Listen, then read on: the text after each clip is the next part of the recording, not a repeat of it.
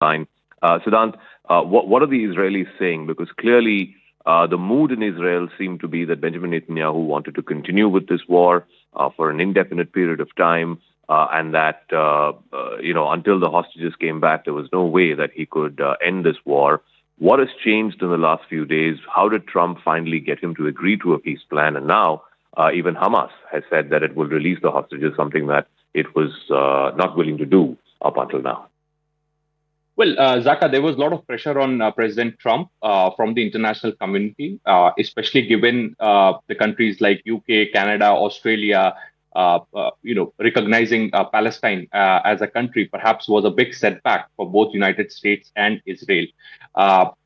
In fact, everybody was looking for some kind of a deal, some kind of a peace proposal from a very long time. Because if you remember, Zaka, the ceasefire in West Asia was announced 2 days ahead of President Trump's inauguration.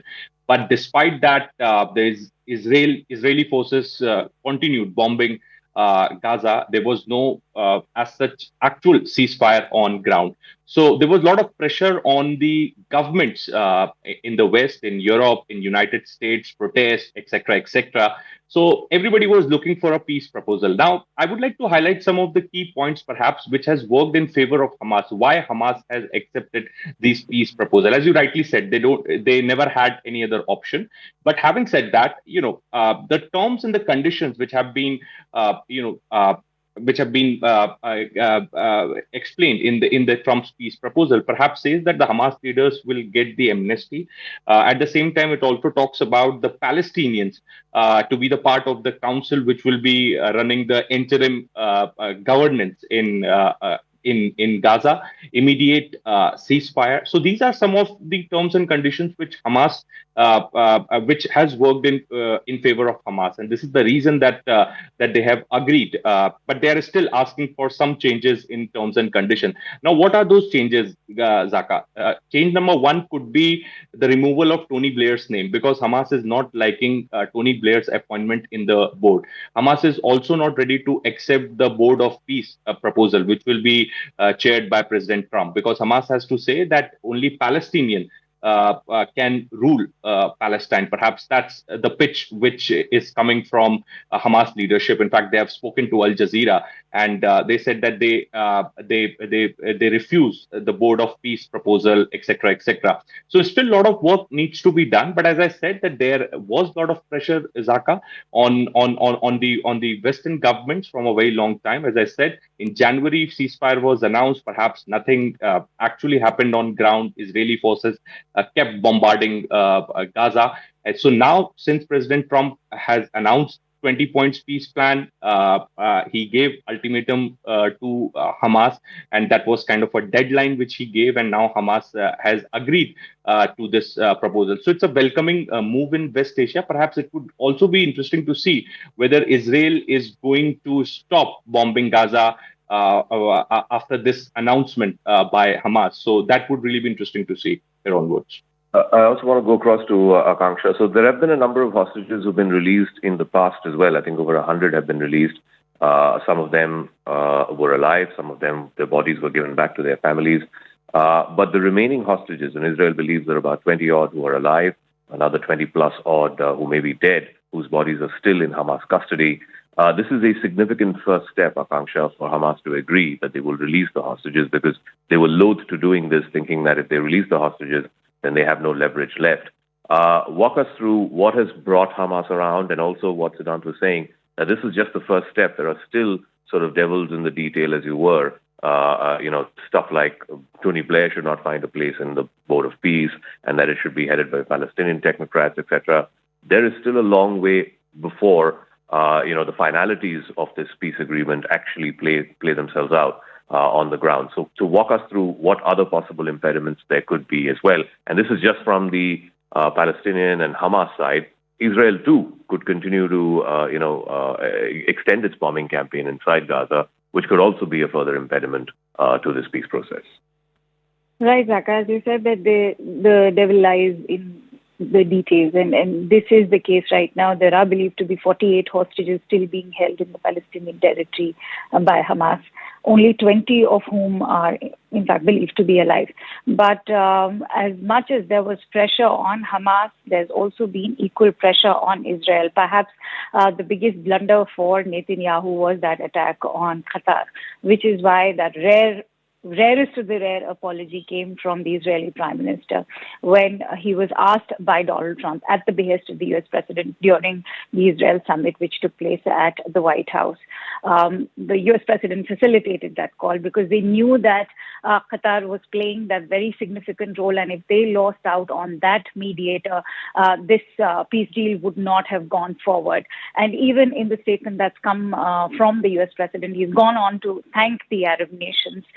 He's been maintaining that consistent diplomatic approach with the Arab nations, many of whom were in fact hosted by the U.S. President on the sidelines of the UNGA as well.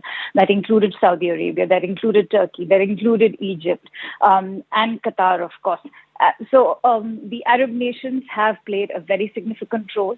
Having said that, it is the ties between the U.S. President and these Arab nations also which have exercised great leverage over Israel as well. So if there has been pressure on Hamas, there's been equal pressure which has been exercised by the U.S. President on the Israeli Prime Minister. And perhaps you've also had that interaction with the Israeli ambassador to India, Ambassador Rowan Nazar. So Israel so far has been making it amply evident that they are very willing to go ahead with the peace plan. But to talk about the pressure that's been exercised on Hamas, the 20-point peace plan, as you rightly said, has certain nitty-gritties to be worked out. As Siddhant was also highlighting, that it is the board, the appointment of the board, which will become a bone of contention. They want the removal of the name of Tony Blair. How will the Palestinian statehood be ensured? Will Palestinians be allowed to govern Gaza completely? Because so far the 20-point peace plan only indicates that Israel will still be present in parts of Gaza.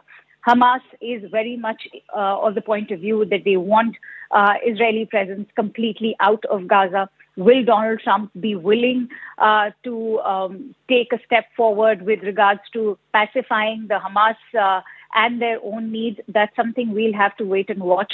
But the starting point right now, as far as the negotiations are concerned, the biggest leverage, as you rightly highlighted, were these hostages. That bargaining chip is something Hamas is now willing to barter. But this barter, how much will it cost them? We'll have to see. But it's a great starting point as far as the peace deal is concerned.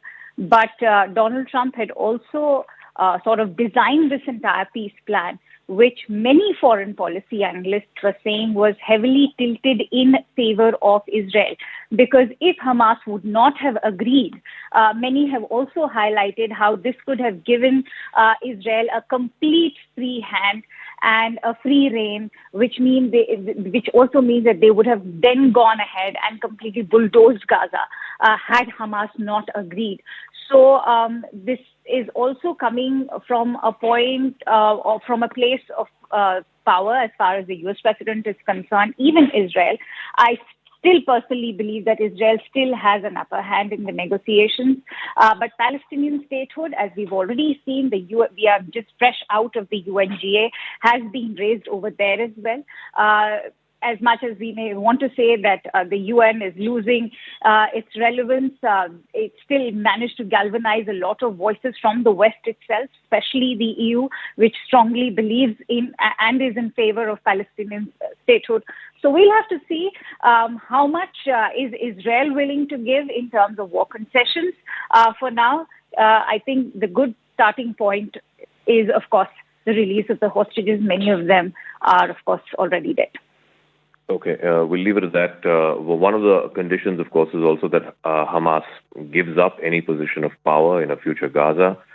They've not said anything on that. The Hamas statement does not mention specifically anything about their role or the lack of it in a future governance arrangement in Gaza, and secondly also about de-weaponizing and de-arming Hamas. Again, the Hamas statement is extremely quiet on that.